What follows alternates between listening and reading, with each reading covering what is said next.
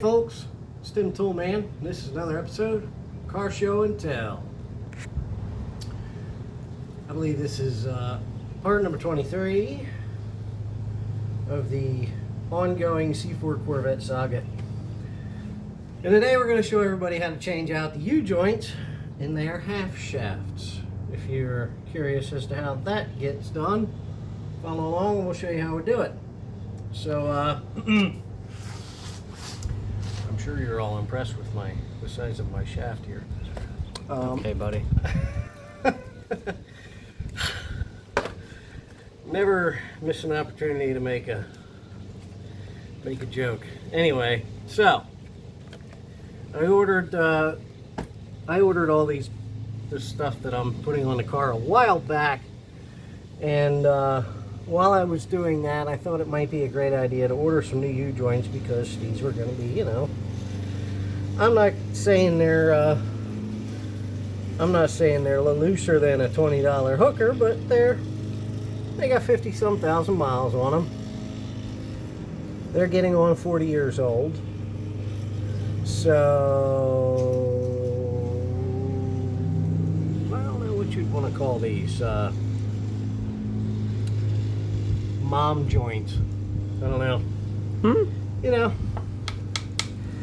There's not very much in the way of resistance to them, and they wear in. That is the way that these things go. But they're getting up to the age and the time when it might be a good idea to put a new set in, just in case, because it might be time to trade them in for the newer, younger model. Oh man. I've just turned off the entire 2 ladies that watched this channel, probably. And I'm fairly certain these are original joints because they've still got Spicer in the caps, the needle bearing caps. So, ta-da. Ta-da. So, anywho, I placed an order. When I ordered all the parts, I added 4 new good U-joints to my order, right? And I got 4 new U-joints, and they came and 2 of them came in blue boxes and 2 of them came in yellow boxes, and I thought to myself, that's strange. And then I took a closer look, and 2 of them say that they were made in the United States, and 2 of them say that they were made in Mexico. They both carry the same part number, but I don't know. I don't know if they moved production to Mexico or what. But hey, they both say NASCAR, so I'm sure that's the important part. Anyway, so that's what we're going to replace these joints with. And I guess we should get started. I'll quit talking about this crap. And again, we're going to break out our ball joint tool because it seems to be pretty much ideally suited for working on this car in a lot of instances. Even these U-joints, it's really ideally sized and shaped for this car. Just want to make sure that my end is lined up so I can get the cup of the, oh, you know what? I'm being stupid. I left my clips in. First thing we got to do is dig the clips out. I'm getting ahead of myself. Yeah, man. So, squeeze these. Sometimes you can twist them, turn them. We'll take our retaining clips out. And then we can squeeze these out of here. Come on. So, there's that. Now, it's time for this. It almost looks like I might have some idea of what I'm doing here. Certified YouTube professional. Yeah. Remember, kids, I'm not a professional mechanic anymore. I was once, and that was a long time ago.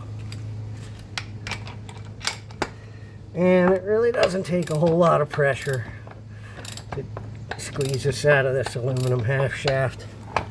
If this were rusty steel or iron, it might be a different story. So just takes a little bit of body weight. That's all it takes to work this out of here. There we go. So it loosens up. Okay.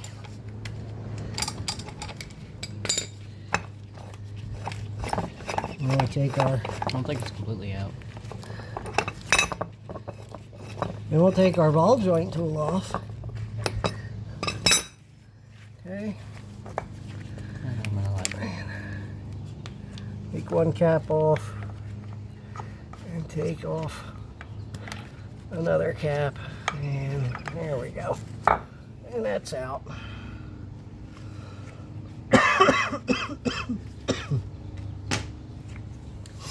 Okay. To replace it, here's what we do. Stop moving. Sorry. I like to just have a seat here.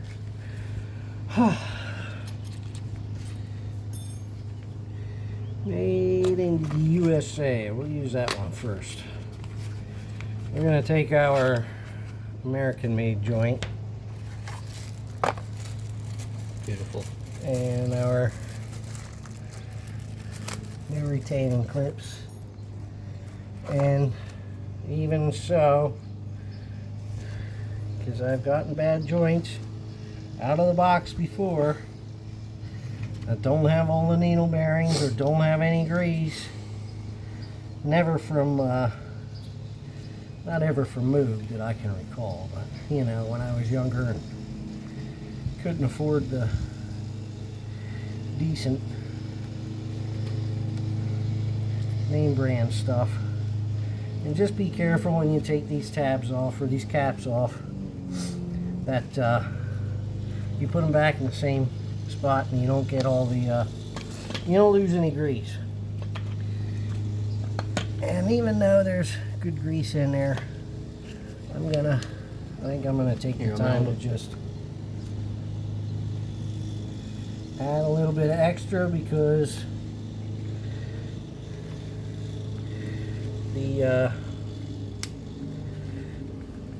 these are not the greasable type. They don't have the built-in grease fitting.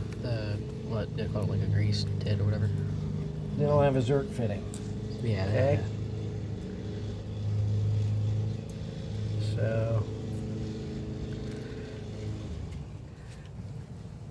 and always make sure you use your genuine John Deere grease. That way, if you're ever at the track and you run off the asphalt and into the grass, you can just blame it on the grease. Yeah. Must have been that John Deere grease, you know. Trying to thought it was a tractor for a minute. It was trying to do some plowing. Make sure my seals are all worked on here. Not that, I mean, I'm gonna have to take one off in a second anyway, but there we go. Once your hands and fingers are all nice and greasy, we're gonna take one of our new retainers and place it in our retainer groove in our half shaft. Make sure it's in there nice and tight. And I'm just going to turn this shaft over like so. I'll take a cap off. And I hate when I do that. It's Nice. clean.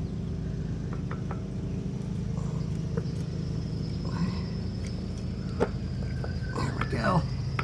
We're going to get that in position. Carefully put my cap back on, and sometimes they'll even squeeze right back in there. But most of the times they don't. So I'll just take a hammer and a closely sized socket and just beat this back into position without hitting the aluminum. There we go. When it's bottomed out, take this pick tool, work my way around this groove with the pick tool. Need anything in there that's worked loose, and then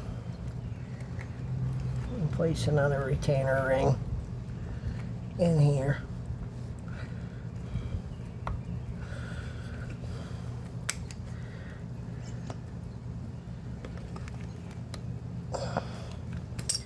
And then if you need to, just take something, work it back into its groove. If you don't think it's in far enough, and it might not, you might want to just double check, make sure it's in there. So, there's one side.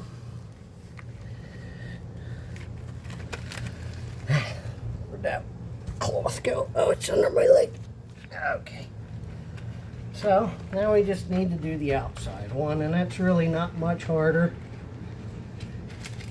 And you can do both shafts.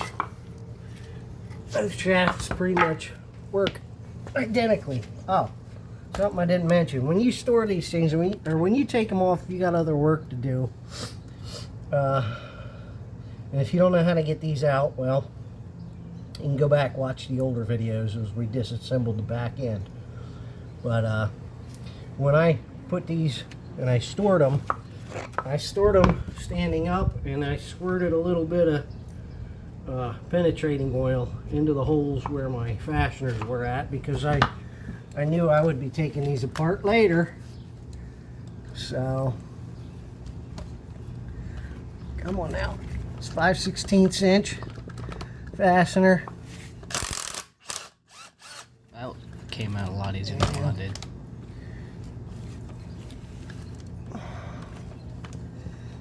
Well, they both got sprayed. So.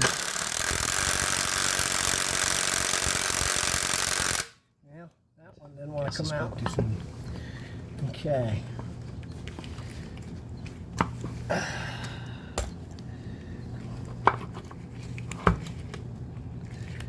So, hold on.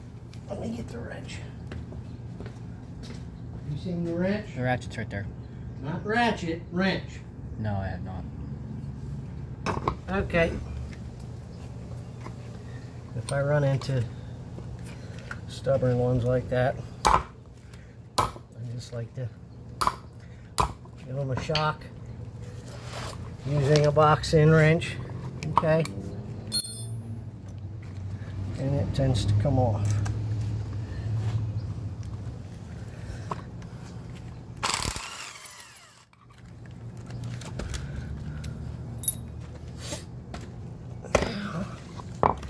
Roll this over and see what this side wants to do.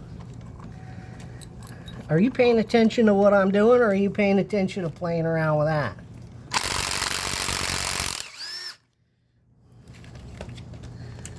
Okay.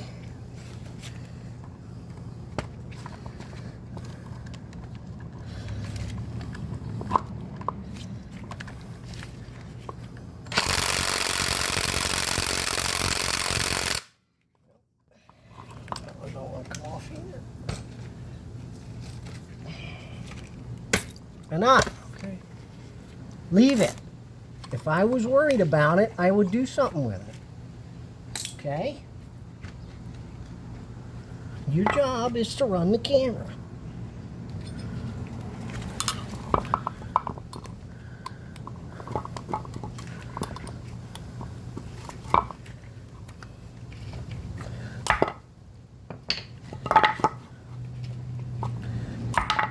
Come on.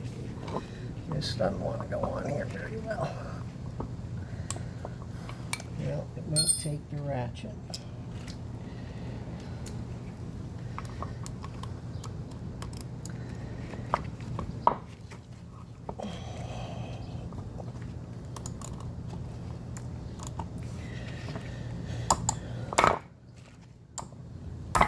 There we go. Ta-da. Sometimes the box end wrenches don't want to fit over the end of the head of the bolt. So, and I don't like to hammer on ratchets, but if I have to, I have to. So,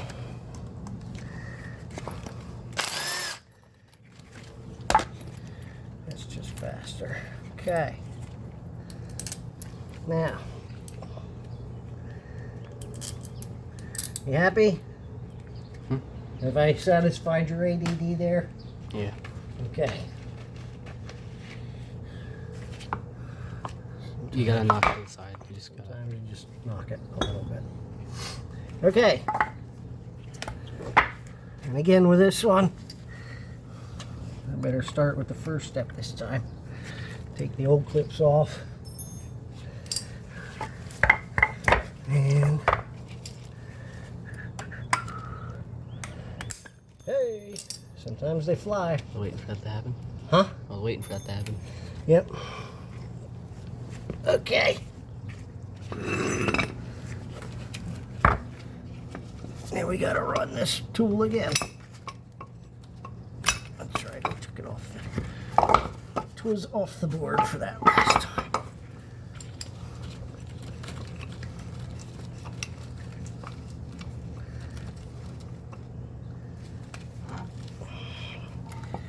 And just sight down through there to make sure it's gonna clear the cap when it comes through the end. If you wanna look, can you see it in the camera? Mm-hmm. Okay.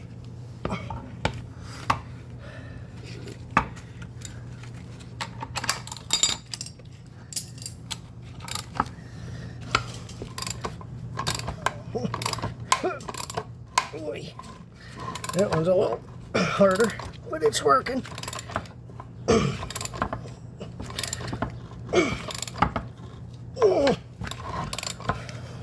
Hey! Snap, crackle, pop. Yeah, you can see the ear bending and it pops back into place. Yeah, I saw that too. Yeah, it's Thank goodness it has excellent plasticity. yeah. There we go. Okay.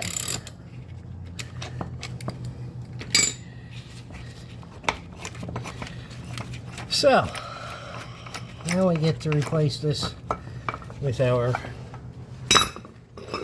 Mexican joint.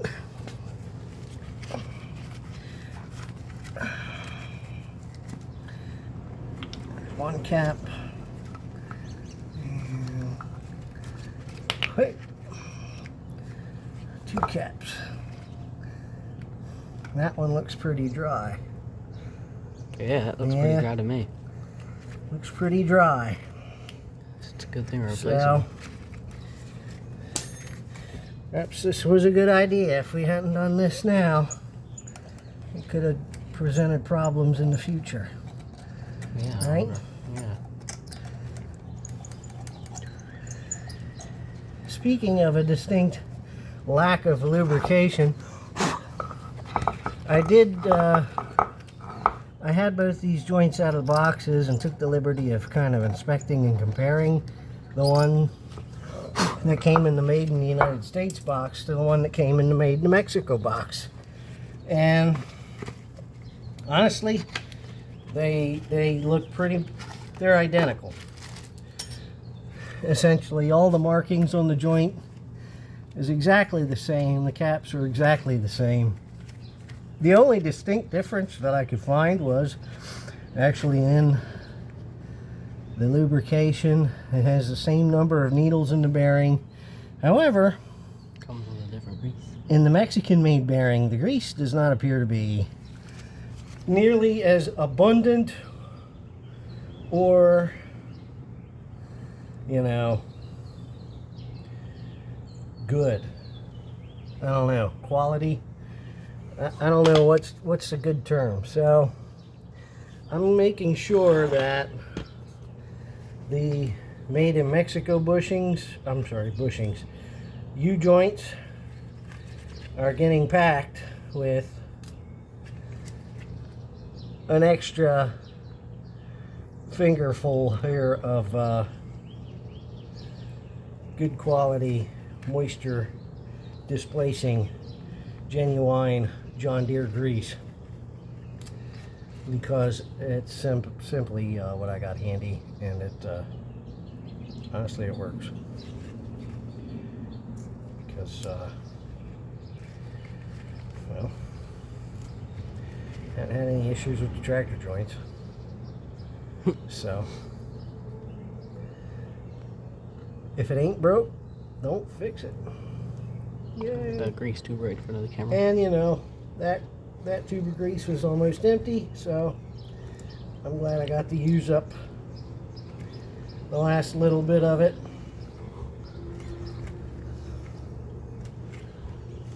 I walked in there and told him it was empty, and he was like, "Really?"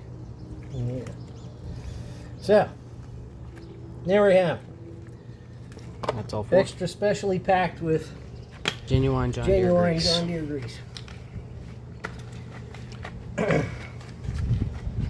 Now I'm gonna get my board out again. Get my board out, get my clips out. Oops. And the yeah, that Okay. was, Yeah. you only need 4 clips, so just, you don't have to open the pack of clips that comes with the second joint. You can just keep Are we using, sure these are new? just keep using the ones that you opened with the first joint. These ones look old. Huh? They're not old, because I tossed the old ones over here with the old joint. They Got it? Look like they're gonna be. Hey, Sorry. I know what I'm doing Okay. most of the time. Well, I'm just trying to look out for it. I know you're trying to look out. I just told you, I tossed the old ones to my right and I left these new ones here. Okay. And you know what? Sometimes they do have a little bit of rust when you get them out of the package. Okay. That's, you know, not entirely unheard of. Okay. So, carefully remove one of our caps. Come on.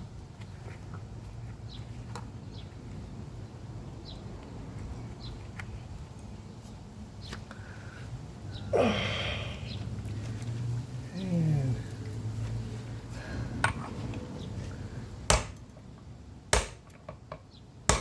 just want it nice and easy. Okay, when you feel that hammer bounce back real well, that's when you know that's bottomed. You've reached you've reached rock bottom. Yeah, no, you haven't. You don't feel like me. And again, just tap this.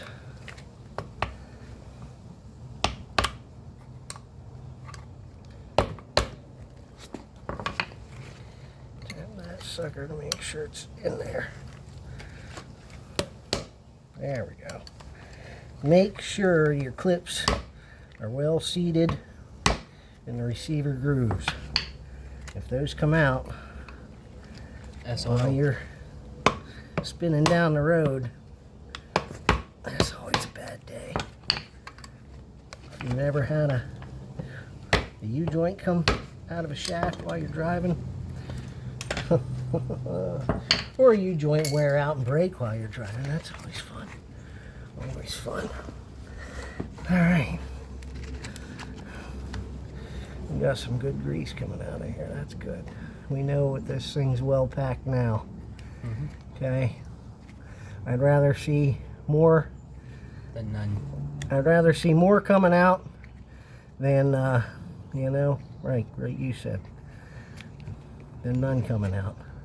If it's coming out of there, I know it's got grease. I'm gonna pop this rubber seal down over. because sometimes you can actually get a little too much in there and it floats the cap seals kind of off the joint a little bit. So just by running your thumb around there to squeeze that cap seal down. Now,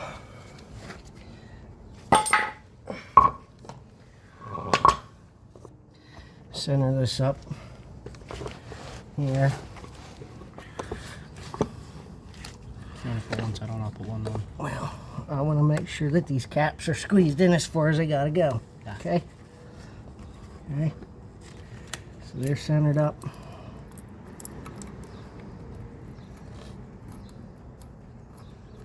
And I don't know what the torque is on these at the moment. Excuse me.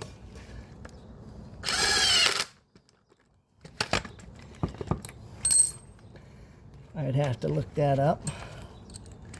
So, if you want, why don't you look that up right now? You can pause this while I put these bolts in. Go.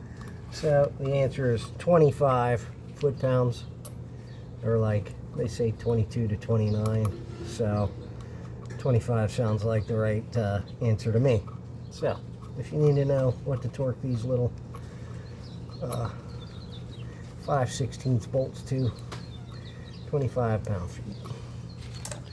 So we're gonna zip these together and we'll torque them later on because it's kind of getting dark and it looks like it's gonna rain here shortly. So